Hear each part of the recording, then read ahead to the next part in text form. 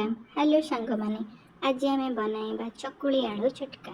Fast आम नहीं बिरी चाउल बटा से पकाइबा भूसंग पत्र कंचा लंका स्वाद अनुसार लुण तापर तावारे पकाई तेल गरम करबा बनाइबा पिठा तापर नहीं किछि आलू सिझा कड़ाई रे तेल गरम करबा कटा पियाज कटा टमाटो हलदी गुंड लंका गुंड जीरा गुंड और मीट मसला पकाई तापर रखिथिबा आलू सिझा को पकाइबा स्वाद अनुसार लुण देबा सेथिरे ताकू कषिदबा किछि समय पर काढ़ीदबा करिथिबा पिठारे आलू मसला को देई रोल बनाइबा टमाटो सॉस पकाई फाइनली रेडी हो गला हमर चकुली आलू चटका।